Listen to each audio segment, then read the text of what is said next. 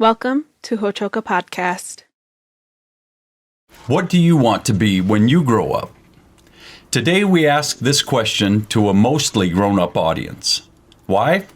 Because no matter what you do, you matter, it matters, and even the smallest act or word of kindness you offer in this world makes a difference. Think about it. Hello, Mitakiepi, and welcome to Hochoka, here at the center of St. Joseph's Indian School's campus. I'm Scott Wooster, your Hochoka host. Today we're joined by Sister Cathy Bertrand. Sister Cathy is a school sister of Notre Dame, an award-winning writer, and a facilitator and consultant for various organizations, including the Priests of the Sacred Heart, or SCJs. She is here in Chamberlain as part of a gathering of other schools run by the SCJs.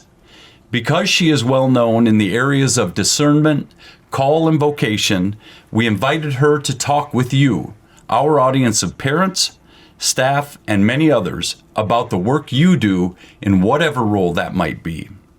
A warm Hochoka welcome to you, Sister Cathy. Thank you, Scott. It's good to be here. And it's nice to meet you today. Thank you. So for our viewers, can you give me an idea of who you are, a thumbnail sketch, and let us know what brings you to this chair right here today? It's quite an existential question, actually. Yeah. So I can at least give you a little idea of who I am. I was born and raised in Redwood Falls, Minnesota. I'm the middle child of three. I have to say, Redwood Falls was a great place to grow up.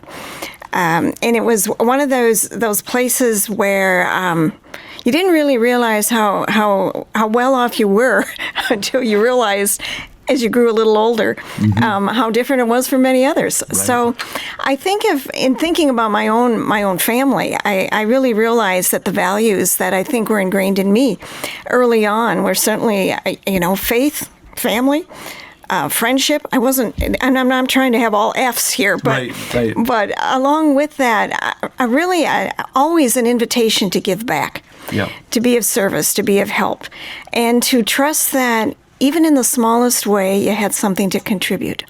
So I think I carried that with me in ways that I didn't even know. So as I went through high school, college, I joined the School Sisters of Notre Dame at a relatively early age.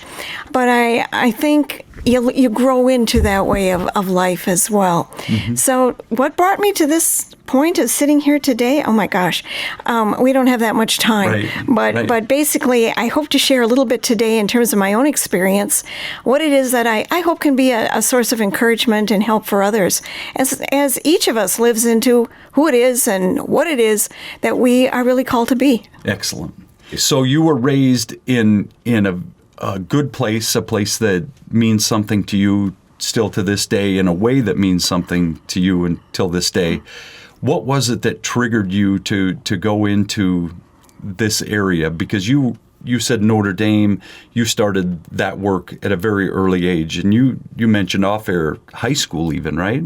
Well, I certainly was in the process of deciding what I was going to do after high school. Yep. And at that period in history, it was either the Peace Corps looked really attractive, but religious life was also always an option, given my family and some of our family history.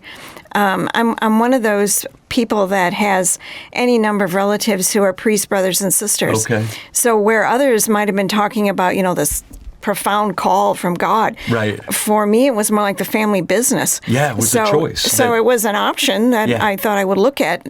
I have to admit, never really seriously thinking I would stay. So, but I thought, well, let's try it. And then ultimately, someone dared me to try it. So I did. So you followed And up. I never thought I would still be here. So the fact that I'm sitting here today is probably as big a surprise to me as it is to anybody else. Isn't that something? But my family, I think they did have a lot to do with it. I had parents who really, now in hindsight, were always aware of those who were most in need in our community and, our civic community and our church community. So I remember after, I was gosh, I don't know how old I was, but I have a sister who was in a missionary. She's also in my community. So she was a missionary in Guatemala for 40 some years. Okay. Just returned.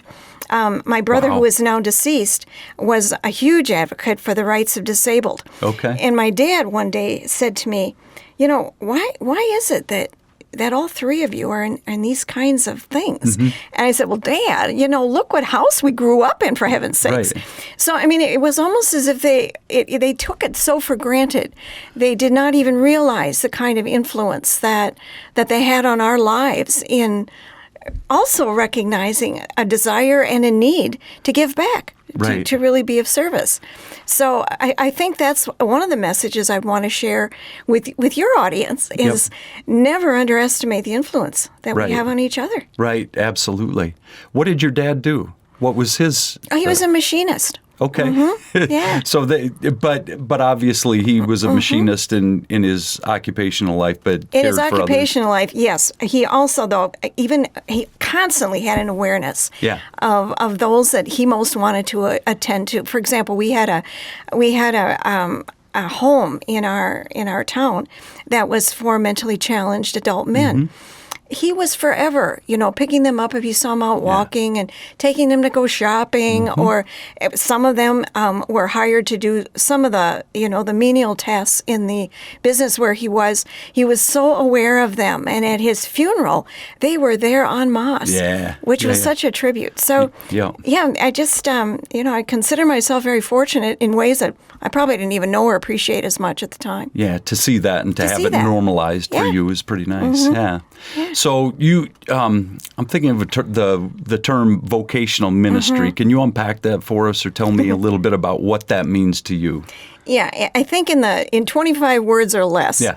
It really is what I would understand as an opportunity of accompaniment that my role as a vocation minister, in which I was engaged for quite a number of years as a school sister of Notre Dame, I understand it as really trying to be present to particularly younger men and women who were really in the process of discernment. They may not have called it that, but they were really trying to figure out, what am I going to do with my life? And so it was my role to help look at the questions that really are involved in that. And in the process, what I discovered is it really afforded them an opportunity to take another look at I want to call it God, higher power, spirit, whatever you want to call it, what that was and how that figured into all of this. I mean, what I discovered is how many people really believe that somehow God has this tiny, tiny, narrow vision of what it is we're supposed to do with our lives. And that somehow, I interviewed people or worked with people who seemed to think that the more miserable they were or the harder it was, that must be God's will. Our sense of God and God's will, I think God either is laughing or crying. Right. Yeah. Because I think we miss the point at times. I really, really believe, and I guess that's what I tried to help invite others to consider isn't God the God of multiple choices? Then I hope God is, kind of taking delight in who I am and what I am and how I'm living this life. But God, I think, would have been just as happy if I had done something else with my life. Right. So it's not that, it's not a God who waits around for us to find that, that right little hole in which to put my peg, which is my life. Right. I think God just offers us so many options. Yeah. And this is one of them. Yeah. I think we tend to think somehow this needs to be more grandiose than it is. Yeah. I mean, it's true. We only have one life. Yeah. So we want to make the most of it. And I think we often spend time wondering, is this the right place? Is this what, we get into God's will language for whatever. But is this what really is the best use of time and energy and talent? And that's where we really need to help each other, is to help to help figure that out.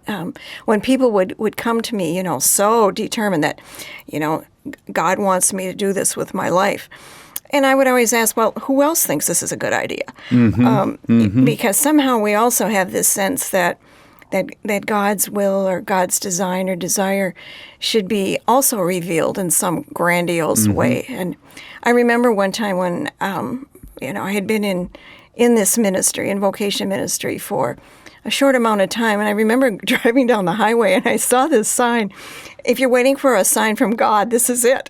Yeah. And I thought, that's great. This is it. Yeah. It's what you see right in front of you. Right. That continues to help us to know, are we in the right place? Right. Are we doing what is ours to do? And who am I willing to allow to influence my life in helping me to continue to move and to grow and to change? Yeah.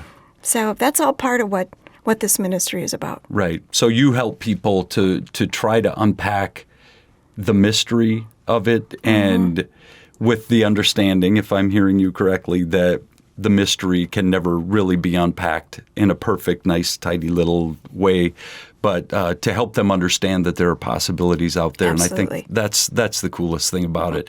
If I'm hearing it right, that word possibility pops up for me, and you show people, try to help people see that there are so many possibilities in what you can do, and serve in whatever way that might look like.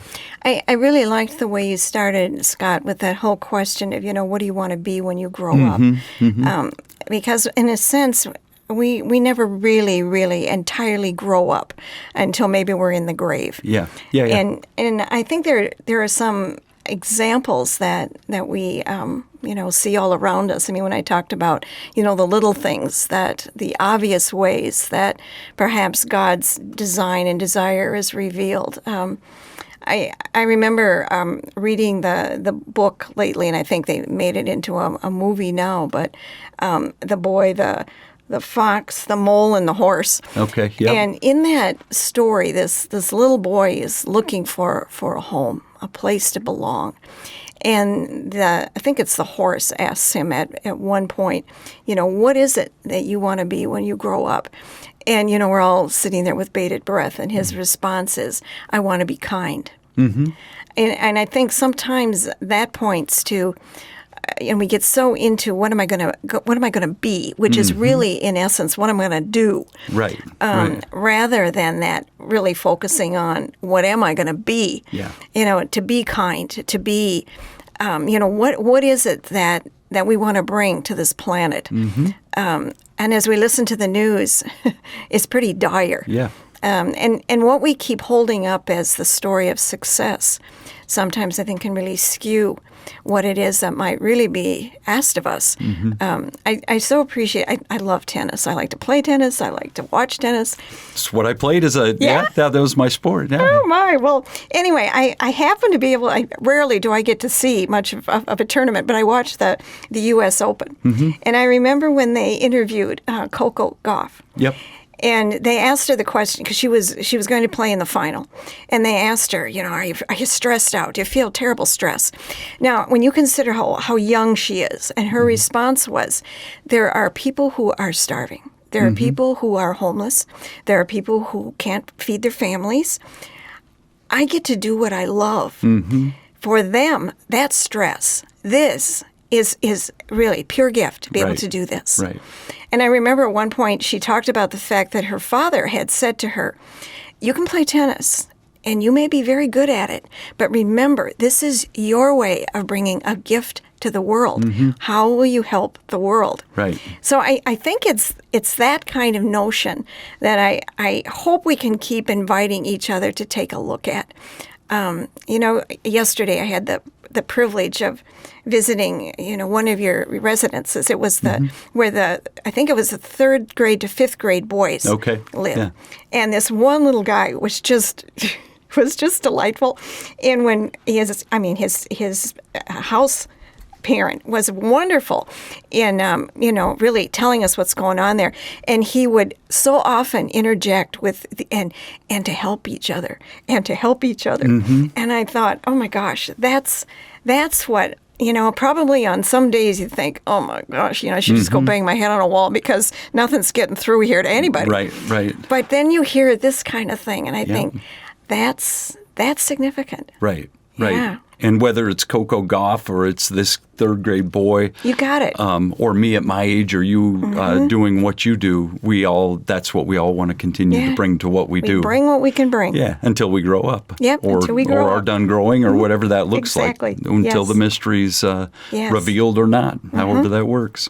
So you've went into this way of life and this way of work, and there's some days it feels very certain what you should be doing, and it's fulfilling, and you understand exactly what the mission is. Is that really the case, or are there times where it's difficult to stay engaged in that? Oh, yeah. It's there's no easy answers in any of this. And you mentioned it a couple times, Scott, and I think you're right on when you use the word mystery. It's the whole thing is a mystery. But I really do believe that you don't respond once and for all, and that's it, and it's determined, and this is a path and away I go. I mean, it's got all these little diverging points that I really do believe that it's a call within a call within a call. It keeps changing and evolving, and there are days when you can't wait to get out of bed and get going, and then, as you well know, there are days when I remember when I thought of this particularly. I was in leadership in my own congregation, and I remember thinking one day, just thinking about running away made me feel better. So I think there are times when, you wonder, is this it? Is this all there is to it, or should I be doing something else? And it moves us somewhere else. But Right. but I remember. Years and years ago, I came across this little prayer, and it was, God, remember my younger heart's desire. And I often come back to that in thinking, I don't know where this is all going to go. Even as old as I am now, I don't know where this is all going to go. I mean, given the uncertainty of our world, even with our church, I mean, there's all kinds of things that are so unknowable. So it remains to be seen how this will all evolve. But if I can stay attuned to and conscious of that younger heart's desire, what did I most want when my heart was at its best?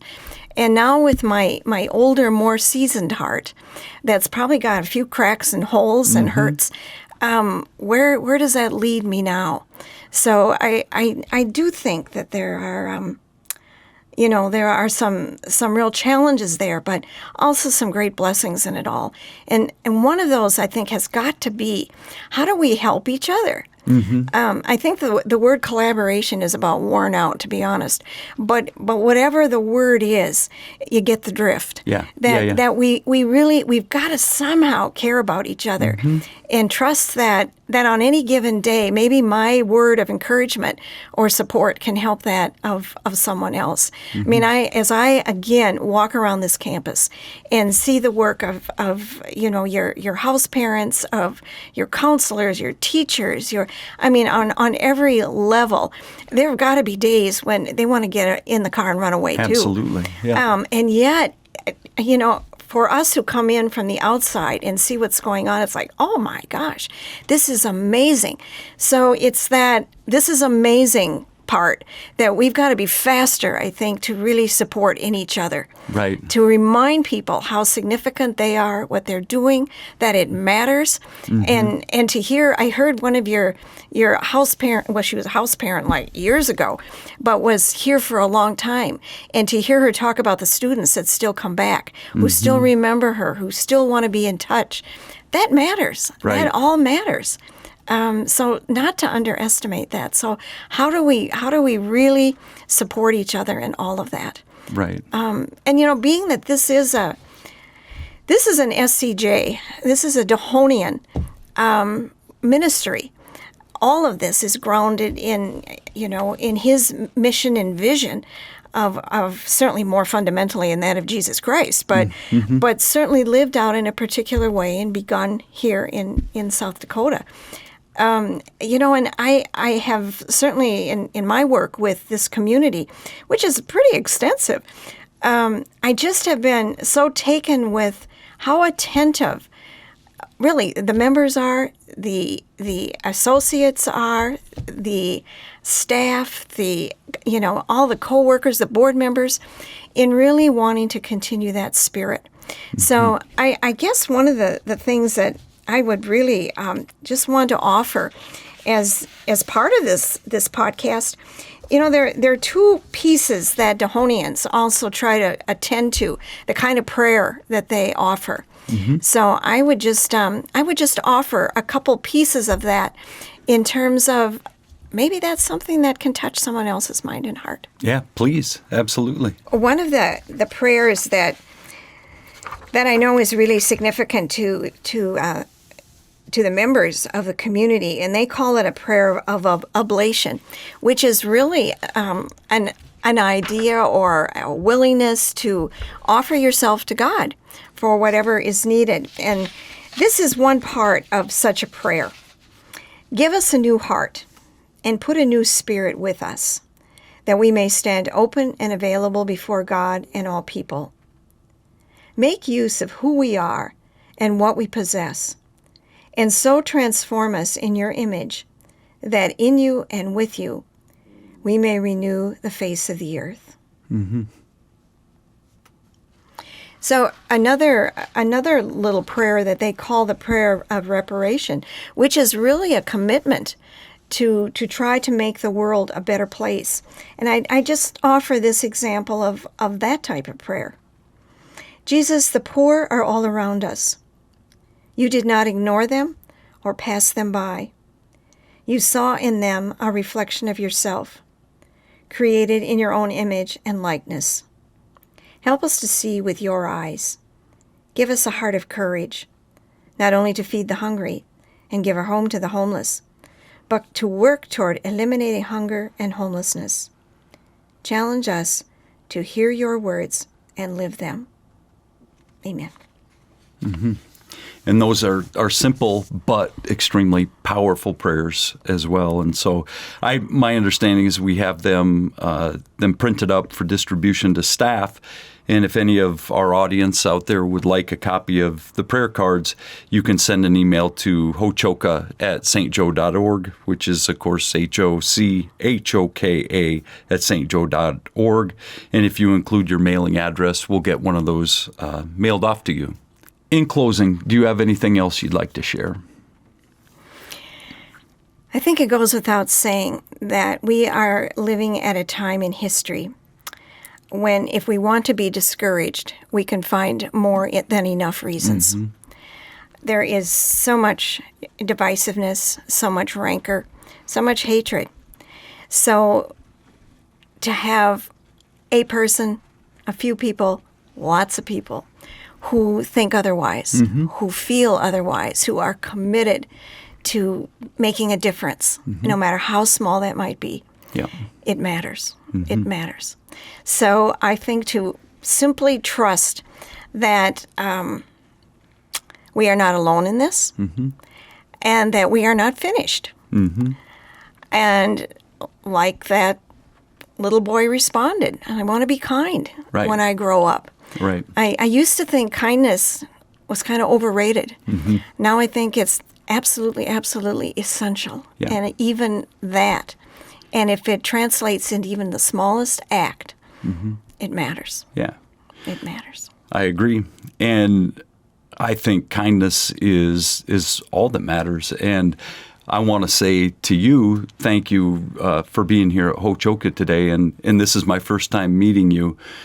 And we threw a lot of words out there today, but the important thing that came through in my conversation with you was undoubtedly your kindness and what you shared, and your kindness comes through and comes through in the work that you do and what you've done with your life. And so keep bringing that to whatever situation you can, because I felt it today in a good way, and I hope our viewers did too. So thank you for bringing that to us here at Hochoka. Thank you for having me. Yeah, absolutely. Anytime. And thank you to our viewers as well for joining us here at Hochoka at the center of St. Joseph's Indian Schools campus, where we talk about issues that are central to Native American education today. Until next time, stay centered.